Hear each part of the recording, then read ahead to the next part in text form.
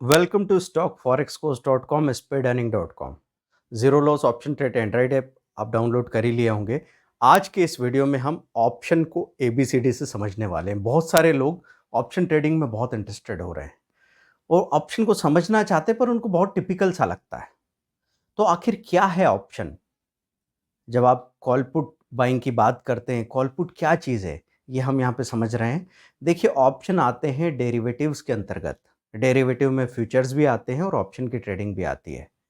तो जब आप फ्यूचर ट्रेड करते हैं, सपोज आप निफ्टी का फ्यूचर खरीदते हैं, तो निफ्टी चल रहा है सपोज 15,700 के आसपास। तो आप निफ्टी का फ्यूचर स्पॉट प्राइस से थोड़ा ज़्यादा हो सकता है। इधर 15,700 है तो फ्यूचर का प्राइस हो सकता है 740। तो आप जब 15,740 में निफ्टी का फ्यूचर खरीदने जाते हैं तो फ्यूचर का लॉट साइज 75 है। तो जैसे फ्यूचर का लॉट साइज 75 है तो ऑप्शन का भी वही लॉट साइज होगा। किसी स्टॉक के फ्यूचर का जो लॉट साइज है उसके स्टॉक के ऑप्शन का लॉट साइज भी वही होगा। तो जब हम निफ्टी का फ्यूचर खरीदते हैं तो 15,740 इंटू 75 ये टोटल वैल्यू हो गई। सपोज मैं कैलकुलेट नहीं कर रहा हूं, आपके हाथ में कैलकुलेटर हो, आप कर सकते हैं। लगभग 13-14 लाख के आसपास कुछ वैल्यू बन रही है। अब इसका 15% मार्जिन मनी देके आप निफ्टी के फ्यूचर में पोजीशन बना सकते हैं। और अगर निफ्टी का फ्यूचर यहाँ से 100 पॉइंट ऊपर चला जाता है, 15,740 से 15,840 अगर चला जाता है, तो 100 पॉइंट आपकी अर्निंग है ये, और साथ में 75 लॉट साइज है, तो 7,500 आप अर्न करेंगे। ये थी फ्यूचर की बात, जिसमें आपको कम से कम 1,00,000 के आसपास का मार्जिन जरूरी था। एमआईएस होगा तो मार्जिन कम लगेगा, मतलब इंट्राडे के लिए मार्जिन कम लगेगा एमआईएस के अंतर्गत। और अगर हम उसको पोजिशनल लेना चाहते हैं तो फिर हम एमआईएस में नहीं ले पाएंगे, हमको एनआरएमएल में लेना पड़ेगा। जब आप अपने ट्रेडिंग सॉफ्टवेयर में जाते हैं तो वहां पे आपको एमआईएस या एनआरएमएल पूछा जाता है, खासतौर पर फ्यूचर एंड ऑप्शन में। तो दोस्तों, फ्यूचर एंड ऑप्शन को मिला के डेरिवेटिव कहा जाता है। क्यों कहा जाता है? डेरिवेटिव मतलब जो किसी और से डिराइव हुआ है, मतलब किसी दूसरी चीज की परछाई है। तो निफ्टी के बढ़ने पे उसका फ्यूचर की प्राइस भी बढ़ती है, निफ्टी के गिरने पे उसके फ्यूचर की प्राइस भी गिरती है। तो वो परछाई है निफ्टी की, इसलिए वो डेरिवेटिव कहलाया। मैं इसको आगे और समझाऊंगा। अभी बात मैं कर रहा था कि फ्यूचर की जगह ऑप्शन क्यों। ऑप्शन इसलिए कि अगर आपको लग रहा था निफ्टी का फ्यूचर बढ़ने वाला है 100 पॉइंट ऊपर, लेकिन आपके पास 1,00,000 के आसपास का मार्जिन नहीं था, ऊपर से आप इतना बड़ा रिस्क नहीं लेना चाहते थे कि गिर के अगर ये यहां से 500 पॉइंट नीचे चला जाए, तो 500 इंटू 75 आपको 35,000 का लॉस हो सकता था। ये भी हो सकता था कि वो 1,000 पॉइंट निफ्टी नीचे चली जाए तो आपको 75,000 का लॉस हो सकता है, जो आप झेल ही नहीं सकते। तो ऐसे में आप क्या करेंगे? आप तेजी के लिए निफ्टी का कॉल खरीदना चाहेंगे। तो अगर 15,740 पे फ्यूचर चल रहा है तो हम उसका nearest out of money call 15,800 खरीद लेंगे। अब ये out of money, in the money, at the money क्या है? देखिए, कॉल एक नहीं होता है, इसीलिए तो आपको टिपिकल लगता है। जैसे आप कोई शेयर खरीदने जाएंगे तो शेयर की प्राइस होती है, आपको खरीदना है, बेचना है, स्टॉप लॉस लगाना है, सिंपल है। जब आप उसके फ्यूचर में जाएंगे, सपोज आप बोलते हैं आईसीआईसीआई का शेयर नहीं खरीदना, उसका फ्यूचर खरीदना है, तो 3 सीरीज होती है। आप कहेंगे कि ये महीना, मतलब सपोज चल रहा है अभी जून, तो जून की एक्सपायरी है। आप चाहें तो जुलाई की एक्सपायरी भी ले सकते हैं, आप चाहें तो अगस्त की एक्सपायरी भी ले सकते हैं। तो this month, for month, next month और फॉर मंथ, ऐसे 3 सीरीज होती है। ठीक है। तो आपको अब फ्यूचर में थोड़ा कॉम्प्लिकेशन ये हुआ कि जहां पे एक शेयर था वहां पे एक शेयर की बजाय 3 फ्यूचर हो गए, इस महीने का, अगले महीने का और तीसरे महीने का। लेकिन ऑप्शन में ये कॉम्प्लिकेशन और ज्यादा है। ऑप्शन में ऐसा होगा कि अगर आपको कॉल खरीदना है तो कौन सी स्ट्राइक प्राइस का कॉल खरीदना है? सपोज 15,740 निफ्टी खड़ी है तो 15,800 का कॉल है, 15,900, 16,000, 16,100, 16,200, 16,300, ये सब स्ट्राइक प्राइजेस हैं। स्ट्राइक प्राइस मतलब जैसे कोई एड्रेस है या लोकेशन है जिसके आधार पर प्रीमियम तय होगी। पास वाला लोकेशन है तो महंगा है, प्रीमियम ज़्यादा है। जैसे हम रियल एस्टेट का नहीं देखते हैं कि आपके रेलवे स्टेशन बस स्टैंड के पास प्राइम लोकेलिटी है, तो सबसे महंगी ज़मीन यहाँ पे है, थोड़ी दूर है तो सस्ती है, सबसे दूर है तो सबसे सस्ती है। वही कॉल एंड पुट में हो रहा है। और इन द मनी मतलब जहां से गुजर के आ गया है कॉल। अभी अगर 15,740 खड़ी है निफ्टी, तो 15,800 का कॉल अवेलेबल है, लेकिन 15,700, 600, 500 जहां से गुजर के आगे आ चुकी है वो भी अवेलेबल है, उसको कहेंगे इन द मनी। लेकिन नॉर्मली आप ट्रेडिंग में किसको खरीदेंगे? नियरेस्ट आउट ऑफ मनी पे आपका ज्यादा ध्यान होगा, इसीलिए वो आपका मोस्ट एक्टिव कॉल की लिस्ट में आपको ज्यादा नजर आएगा। मोस्ट एक्टिव मतलब सारे ट्रेडर किस पे ज्यादा काम कर रहे हैं। ऐसे अगर मैं पुट की बात करूं तो स्ट्राइक प्राइस कैसे काम करेगी? 15,740 से अब अगर गिरावट आती है, क्योंकि पुट आप कब खरीदेंगे? पुट का मतलब आपको लग रहा है आगे मंदी आने वाली है। मंदी आने वाली है तो 740 से 15,740 से 15,700, 600, 500 जाएगा। तो 15,700, 600, 15,500 ये हो गया आउट ऑफ मनी पुट के स्ट्राइक प्राइस। और इन द मनी उसमें कहां माना जाएगा? कहां से लुढ़क के आ रहा है ये? 15,800, 900, 16,000 से अगर लुढ़क के नीचे आए तो 15,740 आएगा। तो जो गुजर चुकी है वो स्ट्राइक प्राइस कौन सी है? ऊपर की तरफ, पुट के केस में। तो जब आप ऑप्शन चेन में जाते हैं ना, जैसे आपने मोस्ट एक्टिव कॉल या स्टॉक ऑप्शन किया, मोस्ट एक्टिव ऑप्शन किया, तो सबसे ज्यादा निफ्टी और बैंक निफ्टी की कॉल पुट में काम होता है। तो आप गए वहां पे, आपको दिख रहा है वहां पे अलग अलग स्ट्राइक प्राइस के कॉल पुट है। अगर स्ट्राइक प्राइस करीब की है तो उसकी प्रीमियम ज़्यादा है। प्रीमियम सपोज 100 रुपीज़ है, तो 100 इंटू 75 आपको खरीदने में कितना पैसा लगेगा? 7,500 रुपया, 7500। अब यही आपका टोटल रिस्क है। जब आप कॉल या पुट को बाय करते हैं तो सबसे खूबसूरत बात क्या है कि यहाँ पे लिमिटेड रिस्क होती है। मतलब अगर मैंने 100 रुपया प्रीमियम देके निफ्टी का कॉल खरीद लिया तो 100 इंटू लॉट साइज 75 है, 7500 मैंने पे कर दिया। अब मेरा टोटल रिस्क 7500 है। अगर निफ्टी यहां से कितनी भी गिर जाए, 500 पॉइंट, 1000 पॉइंट, 2000 पॉइंट या जीरो हो जाए, मैं मान लेता हूं, कल्पना की बात है, ऐसा होगा नहीं कभी, होगा नहीं कभी, लेकिन अगर निफ्टी जीरो भी हो जाए तो मेरा नुकसान 7,500 और ब्रोकरेज टैक्सेस जो लगेंगे बस वही मेरा नुकसान है, मेरा और कोई नुकसान नहीं होगा। मतलब यहां पे कंपलसरी स्टॉप लॉस जैसी बात हो गई है।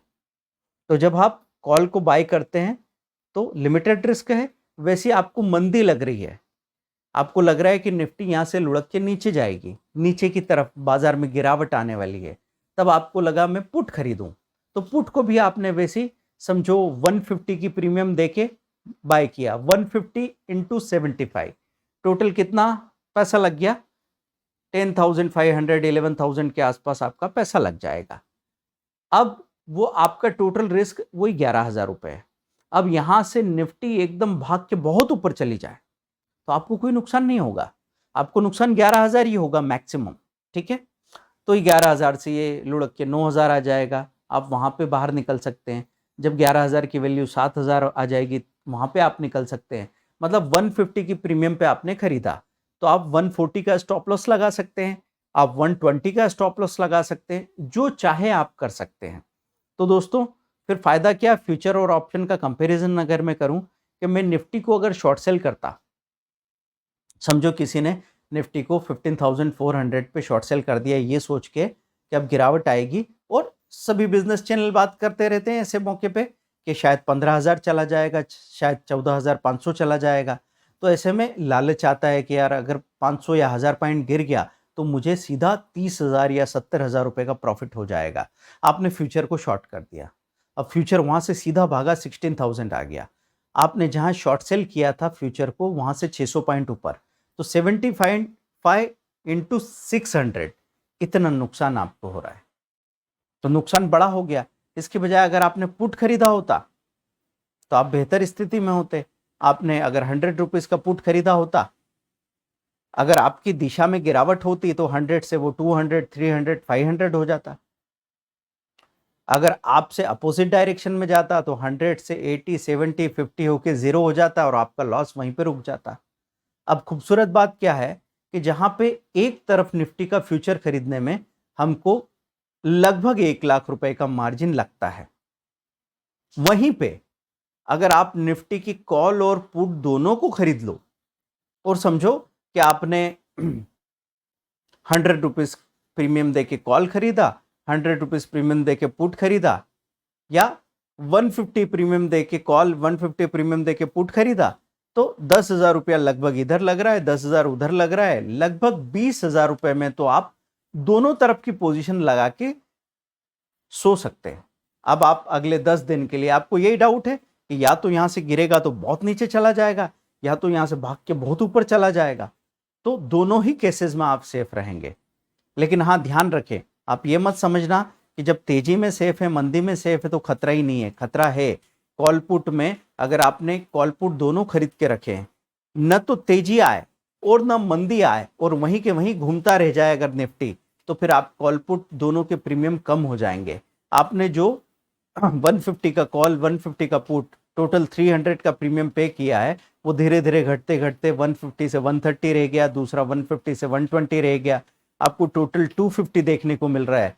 क्यों? क्योंकि प्रीमियम डिके हो रहा है। तो ऑप्शन में खतरा क्या है कि एक्सपायरी के करीब आते आते हर दिन इसकी प्रीमियम डिके होती रहती है। प्रीमियम डिके होने के लिए क्या कंडीशन है कि अगर निफ्टी वहीं के वहीं खड़ी है, या कोई स्टॉक का कॉल पुट है और वो स्टॉक की प्राइस वहीं के वहीं खड़ी है, तो हर अगले दिन के आने के साथ उसकी प्रीमियम कम होती जानी चाहिए। लेकिन निफ्टी का प्राइस भी बढ़ता है, स्टॉक का प्राइस भी बढ़ता है, इसलिए प्रीमियम डिके होने के बावजूद भी उसकी प्राइस ऊपर जाती हुई आपको दिख सकती है। तो अगर आपको तेजी लग रही है और आपने कॉल खरीदा और तेजी आ रही है तो आपको फायदा होगा। लेकिन ध्यान रखें, एक्सपायरी के करीब आते आते ऑप्शन का बिहेवियर बिल्कुल बदल जाएगा। तो ऑप्शन में यह समझना है आपको कि जब आप एक्सपायरी से दूर हो, जैसे अब निफ्टी और बैंक निफ्टी, इनमें वीकली एक्सपायरी है, हफ्ते के गुरुवार को हमेशा ही एक्सपायरी होती है। एक्सपायरी मतलब जो भी कॉल पुट आपने खरीदे हैं ये अपने आप सेटल हो जाएंगे। किस प्राइस पे सेटल हो जाएंगे? जो out of money call put है उनकी प्रीमियम लगभग 0 हो जाएगी, 5 पैसा रह जाएगी। 5 पैसा रहना मतलब 0 हो गई। जो एट द मनी कॉल है उनकी प्रीमियम थोड़ी हो सकती, कम तो होगी। इन द मनी कॉल की प्रीमियम 0 नहीं होगी, आईटीएम की प्रीमियम 0 नहीं होगी, क्योंकि ऑप्शन की प्राइसिंग का मॉडल क्या है? Intrinsic value plus time value. तो ऐसा समझ लो कि अगर निफ्टी अभी 15,750 खड़ी है, ठीक है, और आप 15,600 का कॉल ले रहे हैं, तो ये इन द मनी कॉल हो गया।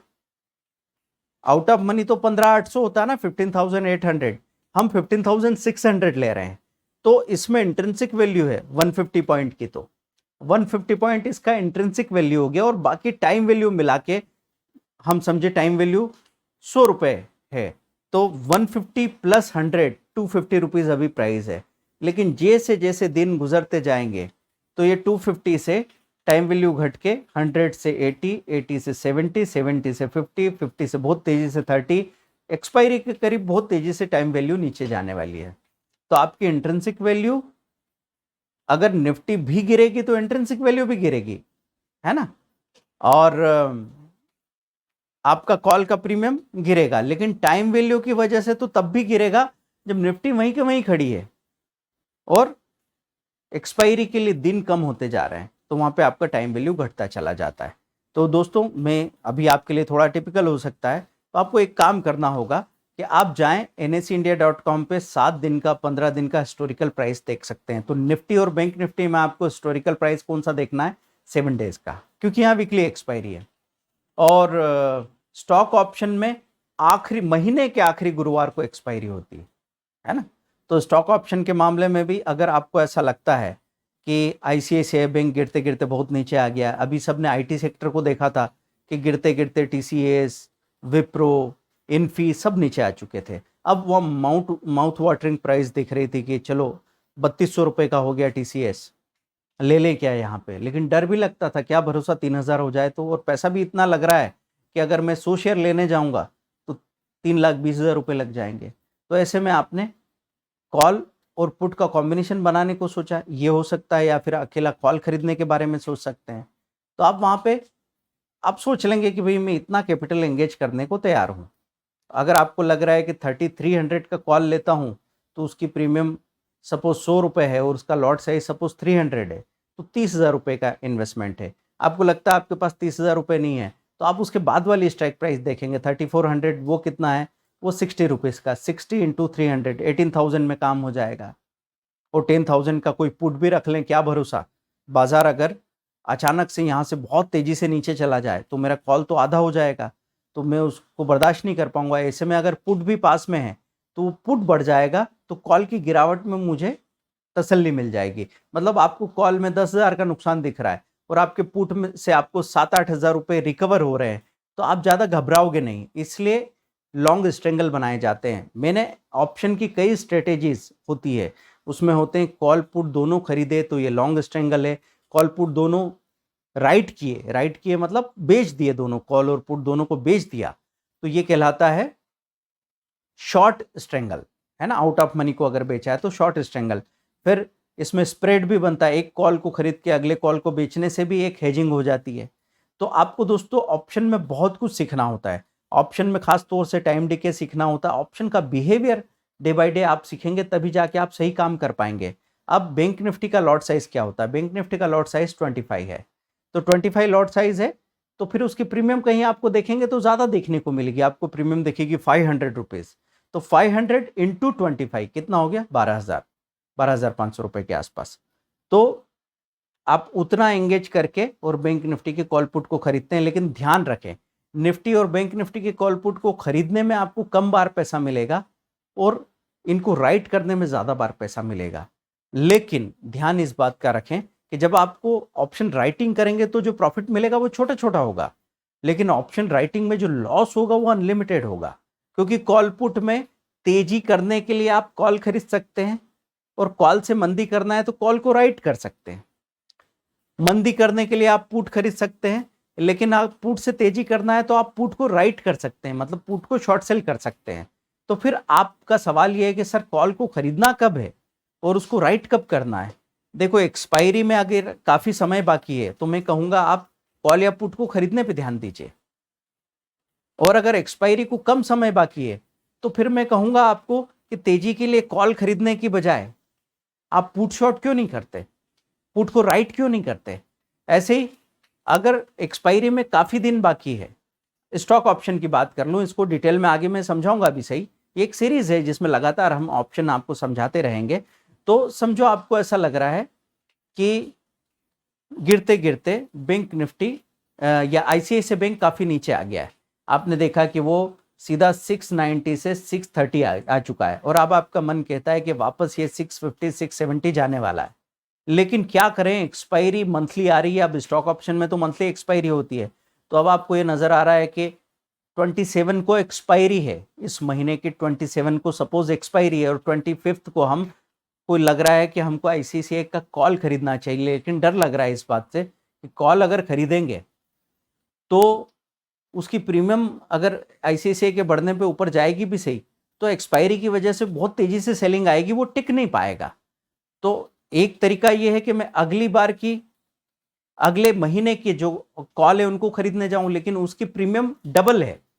अगर आप जून में जुलाई के ऑप्शन खरीदने जाते हैं तो जो कॉल आपको यहाँ पे 10 रुपए में मिल रहा है उसकी प्रीमियम वहां पे 30 रुपीज नजर आ रही है। उतना तो हो सकता है आपके पास कैपिटल नहीं हो। फिर रास्ता क्या, फिर रास्ता यह है कि आप कॉल खरीदने की बजाय पुट को राइट कर दीजिए। तो पुट को राइट करने से आपको बहुत जल्दी प्रॉफिट मिलेगा, क्योंकि एक्सपायरी के करीब कॉल भी प्रीमियम उसमें दिखेगी ज्यादा, पुट में भी दिखेगी, लेकिन अगर मार्केट में तेजी है तो पुट तो बहुत तेजी से डिके दिखाएगा, मतलब प्रीमियम डिके ऐसी होगी कि आप ऑप्शन राइटिंग में ज़्यादा पैसा बना लेंगे।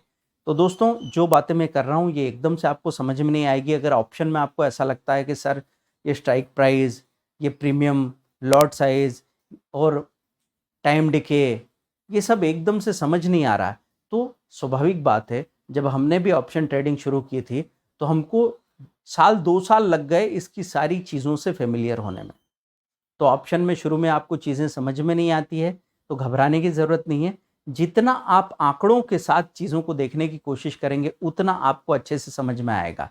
तो क्या करेंगे, निफ्टी का जो मोस्ट एक्टिव कॉल और पुट नोट करके रख लिया, और फिर आगे के दिनों में, आने वाले 5 दिनों में निफ्टी बढ़ी तो कॉल कितना बढ़ा, पुट कितना घटा, फिर अगले दिन निफ्टी बढ़ी तो कॉल कितना बढ़ा, पुट कितना घटा, फिर निफ्टी में करेक्शन आया तो पुट कितना बढ़ा, कॉल कितना घटा, एक्सपायरी के करीब इनके बढ़ने घटने में क्या फ़र्क आ रहा है। आपको शुरुआत में लगेगा कि जब निफ्टी 100 पॉइंट चलती थी तो कॉल 60 पॉइंट बढ़ जाता था, 60 पॉइंट, और अब आखिरी के दिनों में देख रहा हूँ तो निफ्टी 100 पॉइंट चल रही है लेकिन ये 30 पॉइंट भी नहीं बढ़ पा रहा है, और वहाँ तक जाके लुढ़क भी बहुत तेज़ी से रहा है, मतलब वहाँ पे भी नहीं टिक पा रहा।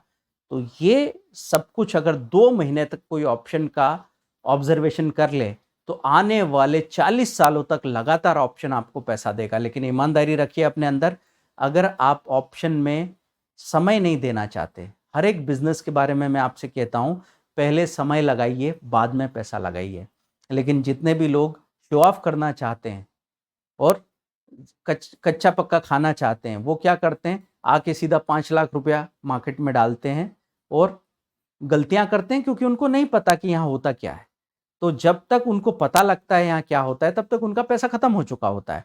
तो दोस्तों समझदारी की इस बात की है। कोई बोले कि सर मुझे तो डर लगता है, बहुत रिस्की है, तो एक पैसा भी मत लगाओ ना, आप सिर्फ पेपर पे ऑब्जर्व करते रहो 2 महीने तक। कोई बुराई नहीं दोस्तों, आप एक पैसा भी नहीं हो तो भी ऑप्शन सीख सकते हैं, फ्यूचर सीख सकते हैं। अपना इक्विटी कैश में एक्सपेरिमेंट चलने दीजिए, 5-5 शेयर खरीदने बेचने से। कई बार लोग बोलते हैं सर हमको ऑप्शन ट्रेडिंग करनी है, हमको इक्विटी में काम नहीं करना, हमको निफ्टी का फ्यूचर वगैरह नहीं करना है। तो दोस्तों ऑप्शन में काम करना है तो पहले तो अंडरलाइन को देखना ही पड़ेगा ना, किसका ऑप्शन है। डीएलएफ का कॉल पुट खरीदना है तो डीएलएफ को नहीं देखोगे, रिलायंस का कॉल पुट खरीदना है, रिलायंस इंडस्ट्रीज को नहीं देखोगे, टाटा स्टील का कॉल पुट या ऑप्शन में ट्रेड करना है तो आप उसको नहीं देखोगे। देखिए, कई बार नए लोगों को यही पता नहीं होता है ऑप्शन में कि ऑप्शन और कॉल पुट एक ही चीज़ है ना। तो ऑप्शन ट्रेडिंग में 2 तरह के ऑप्शन होते हैं, कॉल तेजी के लिए, पुट मंदी के लिए।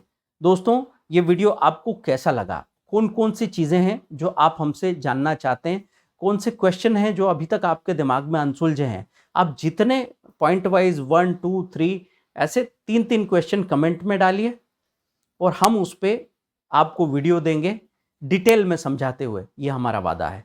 आपसे अगर ये भी एफर्ट नहीं हो पाएगा तो फिर आपके लिए समय निकालने में हमको दिक्कत आनी है।